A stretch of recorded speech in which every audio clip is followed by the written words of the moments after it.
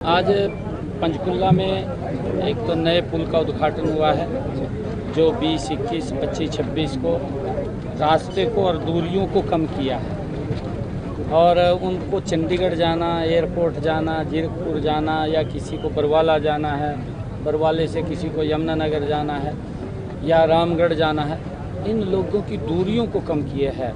ये सरकार triple engine की सरकार ये लोगों के जीवन को सरल और सुगम उनके रास्तों को करने का काम कर रही है। आज 4 परियोजनाओं के उद्घाटन और शिलान्यास हुए हैं, जिसमें 2 डिस्पेंसरीज का शिलान्यास हुआ है, 1 ग्राम सचिवालय का शिलान्यास हुआ है और पुल का उद्घाटन हुआ है जो 50 करोड़ रुपए की लागत से लगभग बन करके तैयार हुआ है। और मुझे खुशी है कि पंचकुला विकास की गति के अंदर तेज गति से आगे बढ़ रहा है और ये डबल इंजन की सरकार जो अभी ट्रिपल इंजन में परिवर्तित हुई है, 3 गुना गति से हरियाणा प्रदेश का विकास करने में लगी हुई है आदरणीय मोदी जी के नेतृत्व। सीएम साहब, जो एक बरसात काफ़ी हुई है अभी और तूफान आया, उसके कारण से जो फसल मंडियों के अंदर आई हुई थी वो भीग गई है, तो उसको लेकर के कोई आदेश दिए गए हैं, कोई डिप्टी कमिश्नर्स को कोई गेहूं की फसल भी तबाह हुई है सर? हाँ, वो सूचनाएं मेरे को मिली हैं और क्योंकि गर्मी है, गर्मी के कहीं स्पार्किंग कहीं अन्य कोई चिंगारी से आग लग जाती है और मैं अपील भी करूंगा सभी किसान भाइयों से कि अवेयर रहें। आम नागरिक को भी मैं कहूंगा, क्योंकि फसल पक्की खड़ी है, कहीं पर भी इस प्रकार की अगर कोई आग दिखाई दे तो उसको तुरंत उसको बुझाने का काम करें और इससे सचेत रहें। मैं ये आग्रह करूंगा, क्योंकि प्राकृतिक आपदा भी कई बार जैसे मौसम करवट ले लेता है, मौसम खराब हो जाता है, तूफान आंधी आ जाती है और उसके साथ साथ बारिश भी आ जाती है।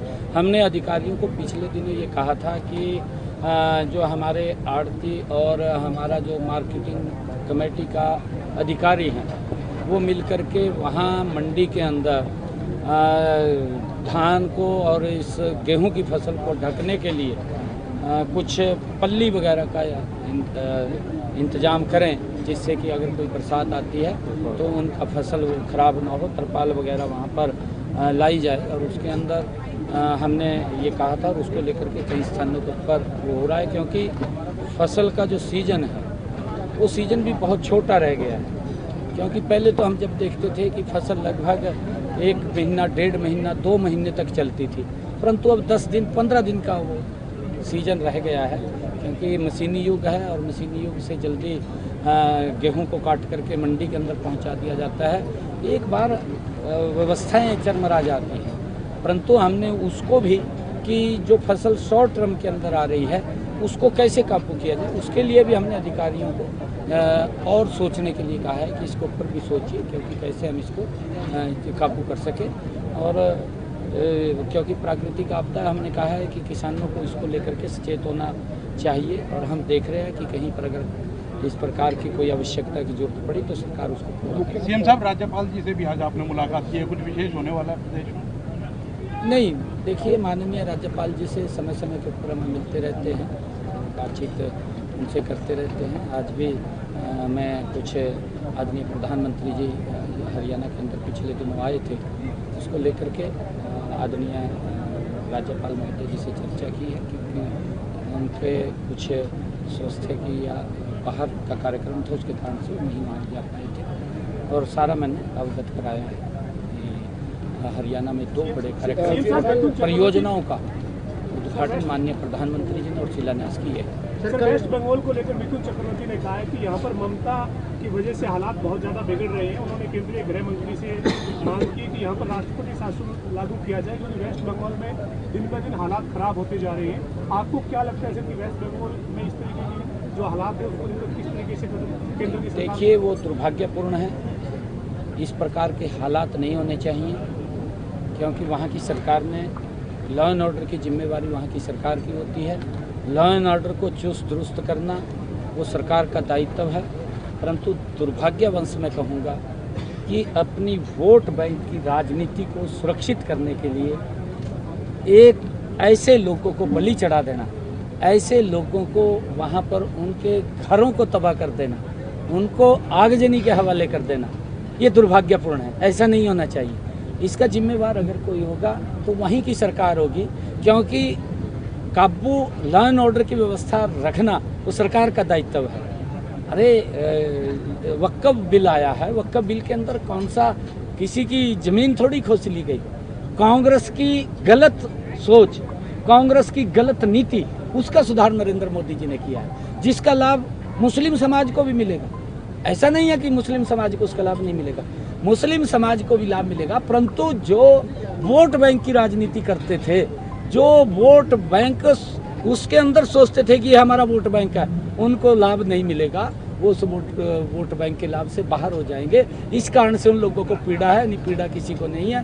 ये मुस्लिम समाज के हक में भी है, देश के हक में भी है। सीएम साहब, एजीएल और नेशनल हेराल्ड में जो सम्मन हुए कांग्रेस नेताओं को, उसको लेकर के कांग्रेस पार्टी लगातार विरोध प्रदर्शन कर रही है। हरियाणा में भी किया और पूरे देश भर में प्रदर्शन कर रही है। आप कैसे देखते हैं कि जो सोनिया गांधी, राहुल गांधी, रॉबर्ट वाड्रा, उनको जब बुलाया जा रहा है? देखिए, कांग्रेस लगातार कंटिन्यूटी में तीसरे टर्म से बाहर है।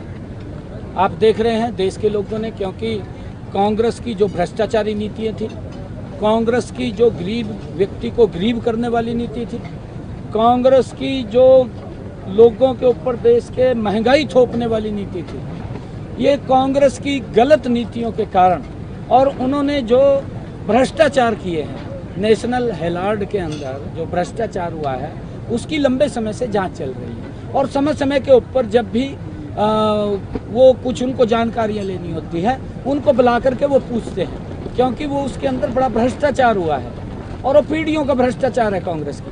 कांग्रेस के लोग उसको दबाना चाहते हैं। वो तो आज भी ये सोचते हैं कांग्रेस के लोग कि हमारी सरकार है। भाई, हम 3 प्लान से बाहर हैं, अब थरी सरकार कहाँ है?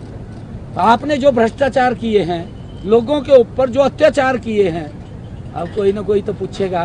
इब केजरीवाल भी ये बात बोलता था, कहा जी राजनीतिक द्वेष से मेरे ऊपर कार्रवाई हो रही है। इब कांग्रेस भी यही बात कह रही है।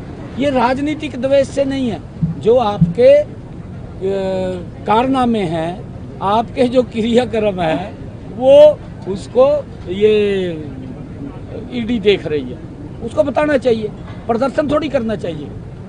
मैं कांग्रेस के लोगों को कहना चाहूँगा कि राहुल गांधी को और उनको समझाएं जा करके, और ये कहें कि जो वो जानकारी मांग रहे हैं, वडेरा साहब हमारे तो हरियाणा में तो वडेरा ने ज़मीन का ख्याल करा, 2 रुपये की ज़मीन और वो 2000 करोड़ रुपए में बिक जा। भाई, कहीं ना कहीं तो कोई गड़बड़ है यार, फिर बताना तो पड़ेगा ना। ऐसा थोड़ी है कि अंका बंद करके बैठे सारे। हरियाणा वाले मामले, ये तो आज भी ये सोच रहे हैं कि हमारी जो सरकार है। हरियाणा वाले जो मामले सर, ये एजीएल प्लॉट वाला और या फिर जो रॉबर्ट वाड्रा डील वाले, गुड़गांव वाले, उन मामलों में भी जो जांच चल रही है कोर्ट में मामले। नहीं, देखिए, ये कोर्ट का मसला है। कोर्ट अपने तरीके से उसके ऊपर कार्रवाई कर रहा है, कोर्ट का मसला है। मुख्यमंत्री जी, लिंगानुपात को लेकर आप खुद जो है वो पूरे इस मामले का संज्ञान ले रहे हैं। मौजूदा समय में जो प्रदेश का लिंगानुपात है काफी चिंताजनक स्थिति में है। अरे कहाँ चिंताजनक मेरे यार, कमाल कर दिया आपने भी। किसके कहने से कह रहे हैं आप ये बात? आप 2014 से पहले की स्थिति बताइए, आप उनको पूछिए 2014 से पहले क्या स्थिति थी। आज अगर कहीं पर भी कोई दिक्कत आती है, अभी पिछले दिनों यही पंचकुला के अंदर 2 गाँवों को सम्मानित किया, वो तो आप दिखा नहीं रहे, वो तो आप बता नहीं रहे। कमाल कर रहे हैं आप, किसके कहने से ये बातें कर रहे हैं?